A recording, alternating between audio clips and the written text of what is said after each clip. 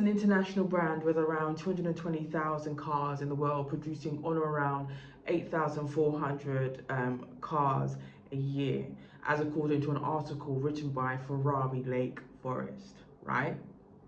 So I had the opportunity to review the Ferrari 296 GTS model 2023-2024 plate, and the one that I previously reviewed, which was the Ferrari 296 GTB, was, unlike the McLaren, does not have butterfly doors, which is one of the major selling points, right, of the McLaren 720. And I'm talking about major selling point, because the McLaren is such a fly car. Whoever is designing McLaren cars, well, you're doing a pretty awesome job. Right, let's get into it. Anyway, back to the Ferrari 296 GTS, which is a limited edition, but as to the exact number in circulation, it kind of varies from report to report. So ideally, it would be good if people that are watching, if you know how many cars are actually in circulation, you could actually leave a comment in the commentary section below, because I know that Ferrari make a limited number of models. Obviously, the limited amount of limited number of models you sell, the higher the prices, obviously. So let me know your thoughts on the matter. However, one could say, right, that it is very similar to the McLaren Spider, which yeah, it's very similar to the McLaren Spider.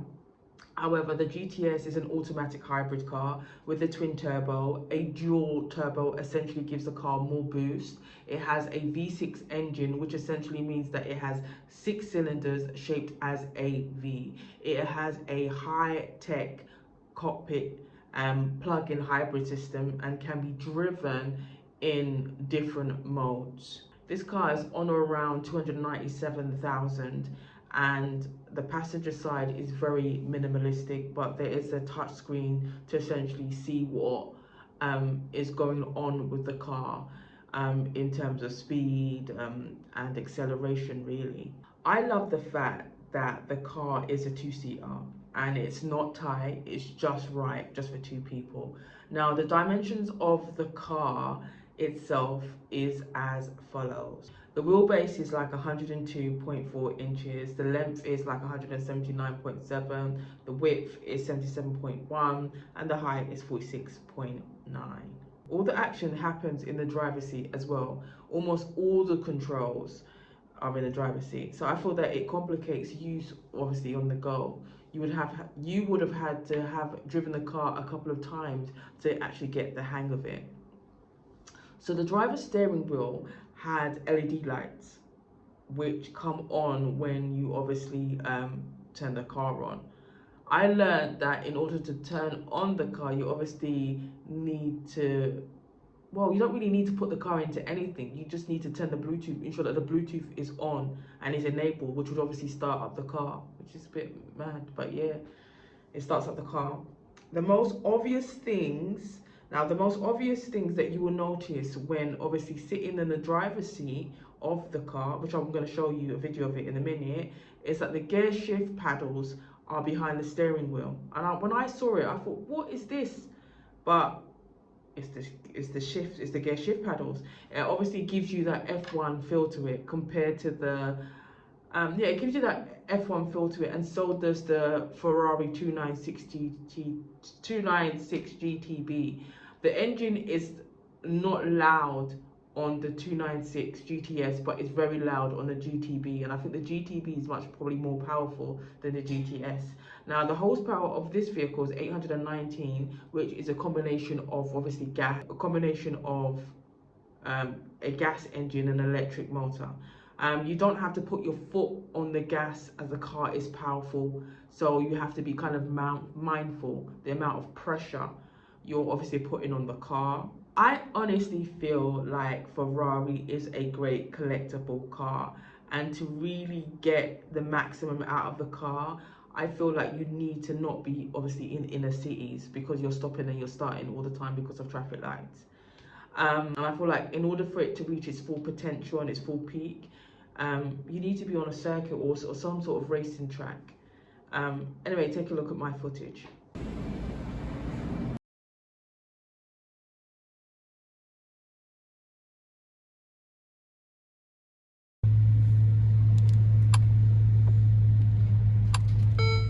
So I'm in the Ferrari GTS Sport as we speak, and essentially the car is a hybrid vehicle.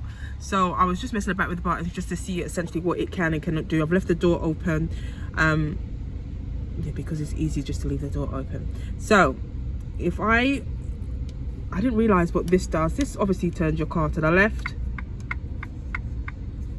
This turns your car to the right. Jesus, Mary and Joseph. If only it would do it for me, Toy. Oh, okay, you press it down. Okay, you press it down. Okay, so it goes left and it goes right. Then here you've got your engine, your start, your stop button. Obviously you've got this. What this does. What does this do? Oh, this is your light. You see the light? So this is your light. So that's your lights for your vehicle. And then you can obviously put it in automatic. This is obviously put the car in cruise control. You obviously have to connect your phone to the app door. If I close the door, get my finger out the way. So if you go back to home, door's not closed. Jesus, very interesting.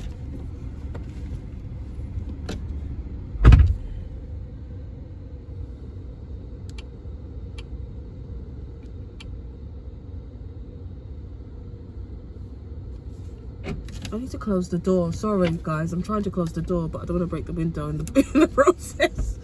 Oh, look. Okay, if I just do that, what does that do? Ah, okay.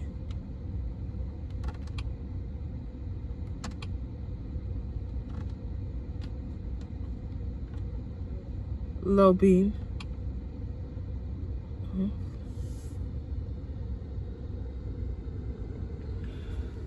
Okay, let's look into the car. Oh, you got the Ferrari here. Oh, I don't want to touch that and the car starts to move. Ah, this is your windows. Look how slow I am. Okay, this is your windows.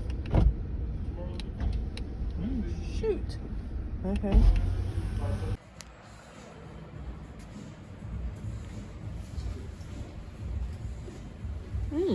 What's this? Oh, shit.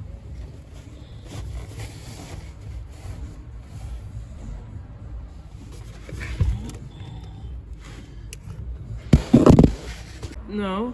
So yeah, it's always good to know that for you. If you're looking for brand new cars, it's March and September. That's when they hit the rubber.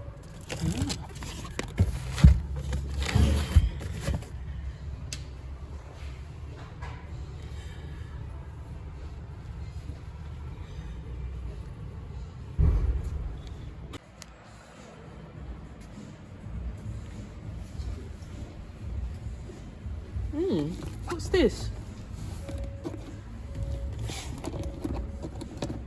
Oh, shit.